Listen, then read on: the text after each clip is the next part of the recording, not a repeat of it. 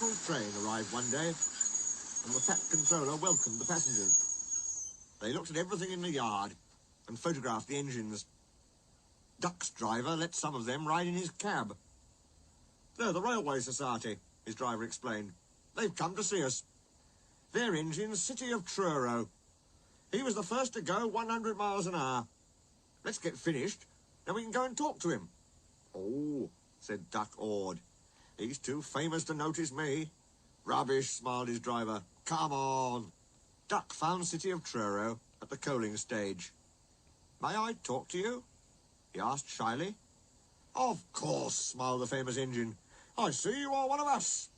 "I try to teach them our ways," said Duck modestly. "All ship shape and Swindon fashion, that's right.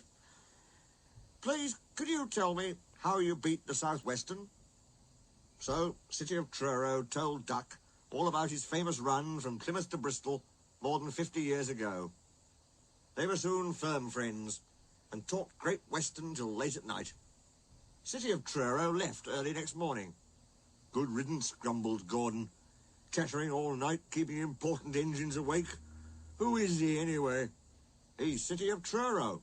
He's famous." "As famous as me? Nonsense." "He's famouser than you. He went 100 miles an hour before you were drawn or thought of."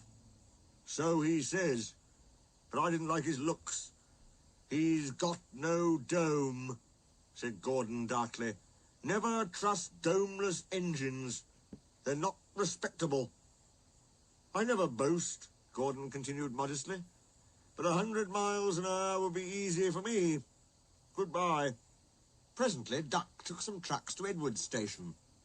He was cross, and it was lucky for those trucks that they tried no tricks. "Hello," called Edward. "The famous City of Truro came through this morning. He whistled to me. Wasn't it kind?" "He's the finest engine in the world," said Duck. And he told Edward about City of Truro and what Gordon had said. "Don't take any notice," soothed Edward. "He's just jealous. He thinks no engine should be famous but him. Look, he's coming now." Gordon's boiler seemed to have swollen larger than ever. He was running very fast. He swayed up and down and from side to side as his wheels pounded the rails. "He did it, I'll do it. He did it, I'll do it," he panted. His train rocketed past and was gone. Edward chuckled and winked at Duck. "Gordon's trying to do a City of Truro," he said. Duck was still cross. "I should think he'll knock himself to bits," he snorted. "I heard something rattle as he went through." Gordon's driver eased him off. "Steady, boy," he said. "We aren't running a race." "We are, then," said Gordon, but he said it to himself. "I've never known him ride so roughly before," remarked his driver. His fireman grabbed the brake handle to steady himself. "He's given himself a hammering, and no mistake." Soon Gordon began to feel a little queer. "The top of my boiler seems funny," he thought. "It's just as if something was loose. I'd better go slower."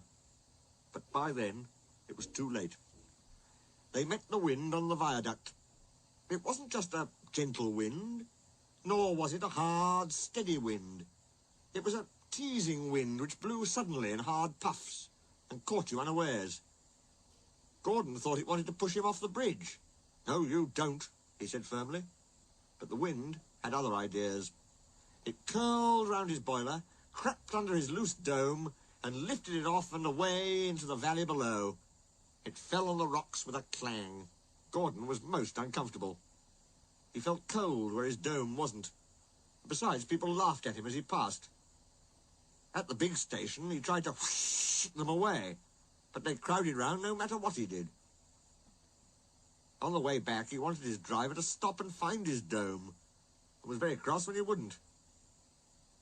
He hoped the shed would be empty, but all the engines were there waiting.